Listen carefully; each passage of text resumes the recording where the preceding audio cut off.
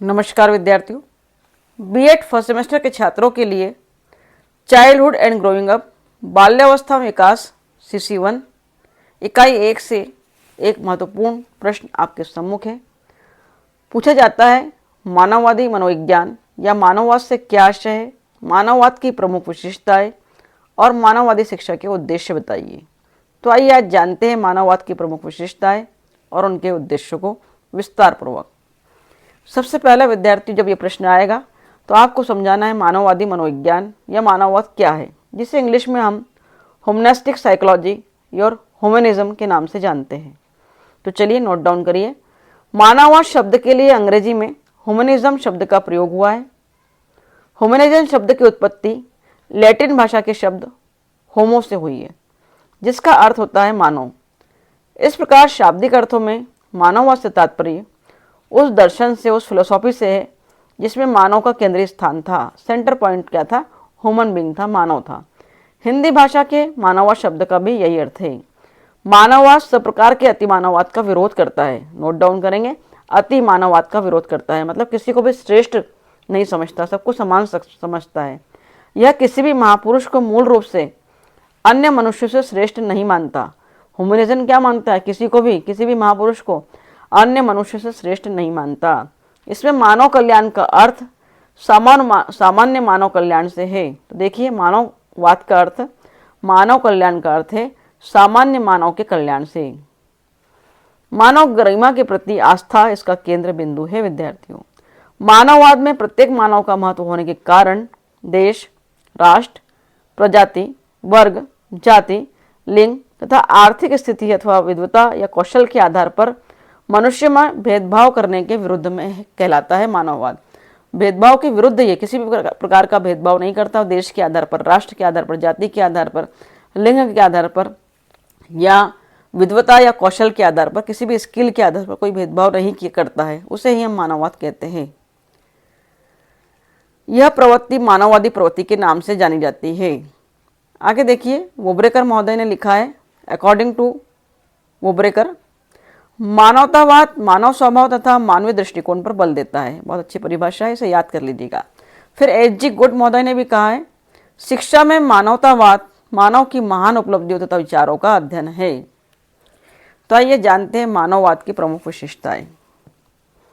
जवाहरलाल नेहरू के अनुसार कहा गया, उन्होंने कहा है, तुम ईश्वर के बारे में बातचीत एक भूखे व्यक्ति से नहीं कर सकते।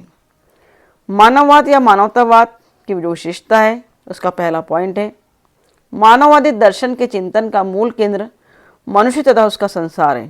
तो मानववादी में हमने कहा है कि मनुष्य इंपॉर्टेंट है, उसका केंद्र बिंदु है, उसका सेंटर पॉइंट है, तो ह्यूमन बीइंग ही है और वही उसका संसार है, उसका वर्ल्ड है। दूसरा, मानवतावाद मानव जाति के कल्याण पर बल देता है। क्योंकि मानववाद को इंपॉर्टेंट देते हैं तो उसके वेलफेयर पर, उसके कल्याण पर, उसकी ग्रोथ पर बल देता है। इस दर्शन का मुख्य आधार है सह अस्तित्व। तो इस फिलोसॉफी का जो बेस है वो क्या है? जी और जीनो दो, सह अस्तित्व, सभी का अस्तित्व हो, सबका समान अस्तित्व है। चौथा, मानवतावाद समस्त संसार को अपना घर मानता है। ह्यूमनिज्म क्या कहता है कि पूरा संसार ही हमारा घर है। कहा जाता है वसुदेव कुटुंबकम में इसका विश्वास करता है। पांचवा, बहुत ही सरल प्रश्न है परंतु इसका उत्तर विद्यार्थी लिखकर नहीं आते हैं। मानव अपनी समस्याओं को स्वयं सुलझाने की योग्यता रखता है। मानववाद की अगली विशेषता है कि कोई भी मानव अपनी समस्याओं को स्वयं सुलझाने की योग्यता, कैपेबिलिटी या एबिलिटी रखता है। 6 नंबर, पूर्ण स्वतंत्रता की स्थिति में ही मानव की मनोवैज्ञानिक शक्तियों का वास्तविक विकास संभव होता है। जब तक उसको पूरी तरह इंडिपेंडेंट नहीं होगा व्यक्ति या ह्यूमन बीइंग, तो वो अपने साइकोलॉजिकल पावर्स को डेवलप नहीं कर पाता। तो कहा जा रहा है कि जब तक उसे इंडिपेंडेंट नहीं छोड़ेंगे तब तक वो विकास नहीं कर पाता है। 7वां है, वातावरण से सामंजस्य की चेष्टा इस उद्देश्य से हो कि समरसता की प्राप्ति की जा सके। तो एटमॉस्फेयर के साथ एडजस्टमेंट सिखाता है मानववाद और समरसता घोलता है। समरसता मतलब सभी धर्मों में समान भाव लाना। 8वां, विज्ञान के अनुरूप जीवन के प्रवर्तन पर बल तथा विज्ञान के प्रयोग द्वारा उपलब्धियों की प्राप्ति ही मानववाद का ध्येय है। विज्ञान के अनुसार जीवन के प्रवर्तन पर बल देता है और विज्ञान के प्रयोग से ही उपलब्धियों को प्राप्त करता है, यही मानववाद का ध्येय है। सांसारिक वस्तु की अच्छाई और बुराई अपने आप में नहीं वरन उसमें सीमा में निहित है, जिसके अंतर्गत वो मानव के लिए उपयोगी है और अनुपयोगी है। मानवतावाद संपन्न मानव जीवन की कामना करता है। 10वां है समस्त प्राणियों में मानव सुंदरतम है। स्वर्ग के सुख को त्याग कर वह धरती पर आया है, उसकी प्रकृति, योग्यता और क्षमता अनुपम है। रविंद्रनाथ टैगोर जी ने कहा है, मानव को ईश्वरीय वीणा का सर्वोत्तम स्वर्णिम तार माना जाता है। बहुत अच्छी पंक्ति है, इसे नोट डाउन करेंगे, परीक्षाओं में पूछा जाता है जरूर। रविंद्रनाथ टैगोर जी ने कहा है, मानव को ईश्वरीय वीणा का सर्वोत्तम स्वर्णिम तार माना जाता है। 11 नंबर की विशेषता है मानववाद की विशेषताओं में कि मानवतावाद के अंतर्गत मनुष्य की सेवा का भाव निहित होता है। मानव में असीम शक्ति है जिसका प्रयोग हम मानव कल्याण के लिए, ह्यूमन वेलफेयर के लिए कर सकते हैं। 12 नंबर का पॉइंट है, मानव को आंतरिक शक्तियों के प्रस्फुटन का अवसर देना मानवतावाद का प्रयास है। तो जो भी ह्यूमन बीइंग है उसके इंटरनल पावर्स को डेवलप करने का एक अपॉर्चुनिटी देना, एक अवसर देना भी मानववाद है। 13, यह अतिशय वैज्ञानिकता का विरोध किंतु अंधविश्वास, जड़ता तथा सत्य के दर्शन तो वैज्ञानिक शिक्षा को आवश्यक स्थान प्रदान करता है। तो क्या कहा जा रहा है कि मानववाद अतिशय वैज्ञानिकता, बहुत ज़्यादा विज्ञान पर आधारित होने पर विरोध करता है उसका, कि बहुत ज़्यादा हमको विज्ञान पर आधारित नहीं होना है, परंतु अंधविश्वास है, जड़ता है और सत्य के दर्शन के लिए विज्ञान को आवश्यक मानता है। 14, मानवीय गरिमा के साथ साथ शांति, विकास तथा लोकतंत्र मानववाद को दृढ़ से दृढ़तर बनाते हैं। 15, मानववादी दर्शन सत्यम, शिवम, सुंदरम, the truth, the good, the beautiful में पूरी आस्था रखता है। यह दर्शन फिलोसफी यानी बुद्धि विकास ही नहीं, दया, प्रेम, ममता, सहयोग आदि मानवीय गुणों का विकास करता है। मानववादी शिक्षा के उद्देश्यों में विशेषताओं के पश्चात एम्स ऑफ ह्यूमनिस्टिक एजुकेशन देखिए। पहला एम दिया गया है, व्यक्ति का सुखमय जीवन, प्लेजेंट लाइफ ऑफ पर्सन। व्यक्ति के लिए संसार में सुखमय जीवन का अवसर प्रदान करना ही शिक्षा के चरम लक्ष्यों में आता है। इसी के आधार पर विविध क्षेत्रों में उसकी गति और प्रगति निर्भर करती है। वह समाज में गरिमामय स्थान बनाता है। इस प्रकार जन कल्याण और जन सुख शिक्षा के प्रमुख उद्देश्यों में आते हैं। आत्मविश्वास का जागरण करता है। मानववादी शिक्षा का दूसरा उद्देश्य है आत्मविश्वास को जागृत करना। पहला है कि व्यक्ति के जीवन को सुखमय बनाना, दूसरा आत्मविश्वास को जागृत करना, वेकफुलनेस ऑफ सेल्फ कॉन्फिडेंस। मानवतावादी उपागमों में मनुष्य के अंदर आत्मविश्वास का भाव जागृत करना सबसे महत्वपूर्ण है। आत्मविश्वास के आधार पर ही मानव अपनी समस्याओं का समाधान करने में कामयाब होता है। तीसरा पॉइंट है अंतर्निहित योग्यता का स्वाभाविक विकास, natural development of intent ability. व्यक्ति में अनेक क्षमताएं निहित होती हैं। इन क्षमताओं के स्वाभाविक विकास पर इस प्रकार बल दिया जाता है कि अति आवश्यक है कि वह व्यक्ति जीवन की विभिन्न परिस्थितियों में सामंजस्य और समरसता स्थापित कर सके।